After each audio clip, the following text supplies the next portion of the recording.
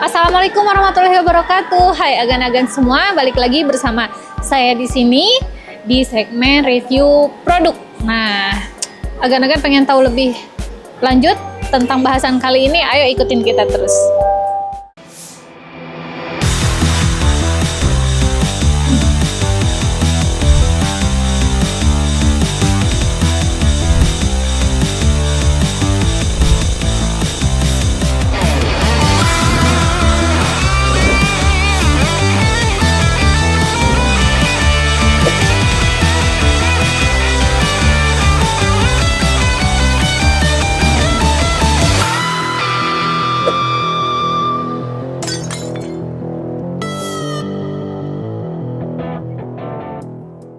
Nah, agan-agan seperti yang saya tadi bilang, nih sekarang saya mau nge-review produk dari pipa.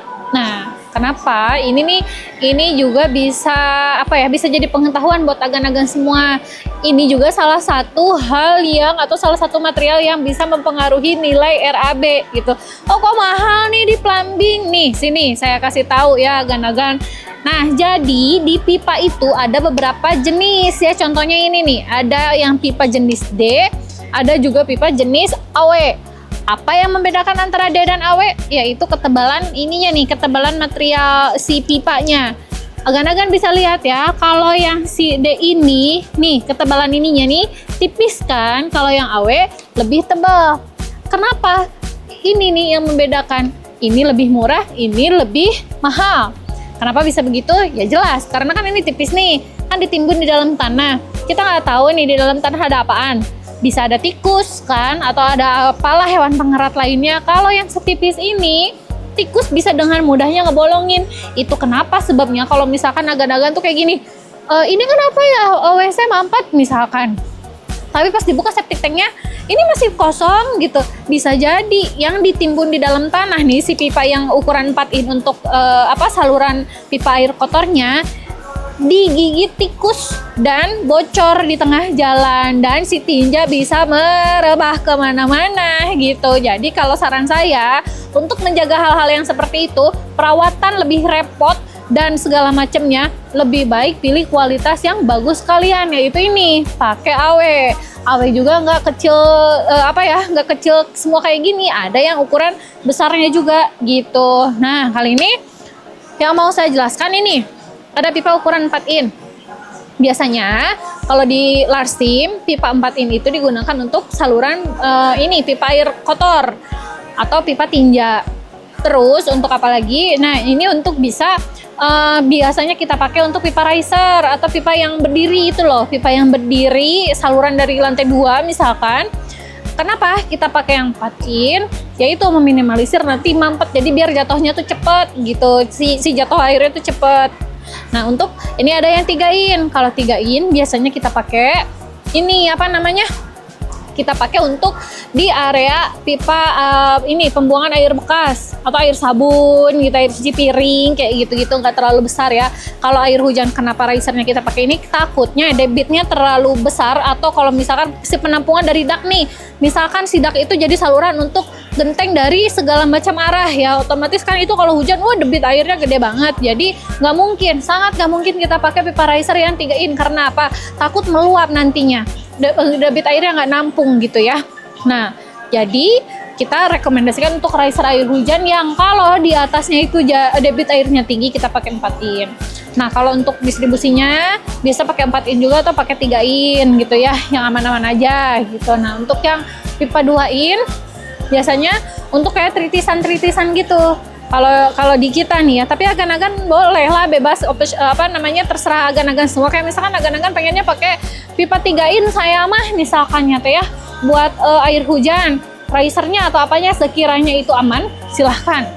Tapi lagi-lagi misal gini, atau boleh dikombin ya, untuk risernya pakai yang D, gak apa-apa. Karena kan kalau yang riser pakai yang tipis juga gak apa-apa, karena mungkin insya Allah meminimalisir adanya hewan pengerat gitu. Paling cicak yang lewat di area yang tinggi gitu kan, nggak ada ya, maksudnya nggak ada tikus gitu.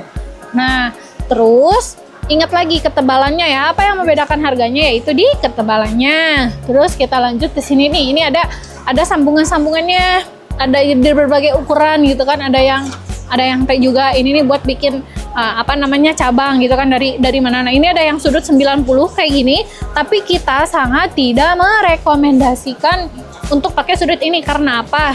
Kalau misalkan apalagi kayak gini, langsung nanti ketemu di sini debitnya langsung tinggi gitu untuk pembuangan air hujan gitu. Makanya kita kalau di Larsim tuh suka pakai yang 45 derajat gitu. Ada ini nih kayak ini. Mana ya? Nah, ini. Kita suka pakai yang ini. Kenapa? Ya karena kan biar air itu nggak langsung nekuk ketahan, takutnya kan di atasnya langsung muncrat gitu ya kalau nggak ketahan, kalau si airnya sangat deras gitu. Jadi kita pakai yang ini, jadi biar si jalan lewat airnya tuh smooth gitu, nggak langsung ketekuk gitu ya agan-agan. Jadi hal-hal seperti juga kita harus perhatikan ya. Karena apa? Karena pipa itu sangat krusial sekali kalau ada perbaikan.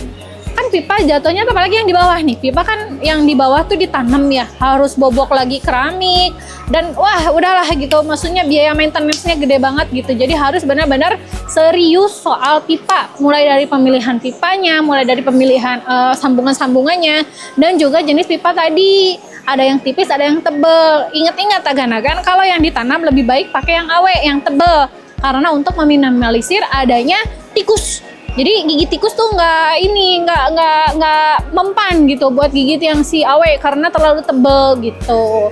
Terus ada lagi, nah ini soket-soket kayak gini, ini biasanya dipakai buat keran, buat sambungan keran gitu ya. Agan-agan di sini bisa pasang gitu ya. Ada berbagai macam ukuran juga. Terus apa lagi ya? Nah, kalau yang ini juga sama, masih sambungan ke saluran yang lainnya, pakai ada dratnya. Ada lagi, nah ini saran ya, kalau misalkan agan-agan nih, aduh kenapa ya kalau di rumah saya tuh airnya nggak kenceng, jadi agan-agan tuh pengen kenceng, misalkan keluar air dari keran. Saran saya apa? Pakai sambungan yang kayak gini. Kenapa? Jadi kan air nih gede nih ya, jatuhnya dari atas tuh gede, langsung ditahan di sini, otomatis akan kencang, sekencang-kencangnya. Jadi langsung ditahan di sini, jadi nanti air yang keluar dari kerannya tuh kencang gitu. Atau bisa langsung kayak ini, biasanya dipakai untuk pipa shower bagusnya, karena biar kencang banget gitu airnya, atau jet shower gitu. Apa lagi ya? Nah, kalau ini buat pengait-pengaitnya biasa lah, kayak gini-gini dipasangin nanti buat nahan biar pipanya nggak meleot-meleot. Oke. Nah, dan pemilihan sambungan kayak gini pun juga ada yang tadi dari plastik ya dratnya, ada yang juga dari aluminium kayak gini. Gitu, sesuai kebutuhan aja ya agan-agan. Terus mungkin udah ya tadi saya menjelaskan yang pipa 4 in itu disarankan ya untuk, ingat-ingat ya agan-agan, untuk pipa air kotor. Jangan sekali-kali air kotor pakai yang 3 in. Kenapa?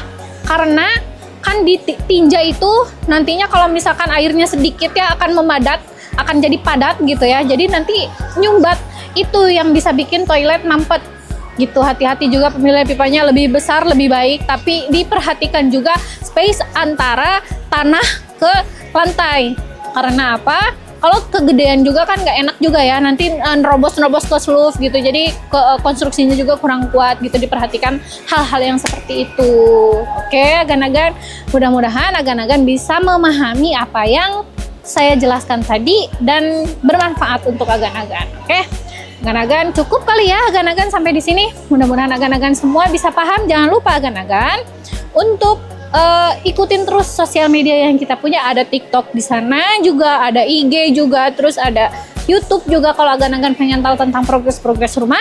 Terus agan-agan kalau misalkan pengen berkonsultasi mengenai bangunan, agan-agan bisa langsung datang ke kantor kita, nanti alamatnya kita insert di bawah ya. Terus agan-agan jangan lupa, saya ucapkan terima kasih untuk agan-agan semua yang selalu setia nemenin saya. Wassalamualaikum warahmatullahi wabarakatuh. Dadah.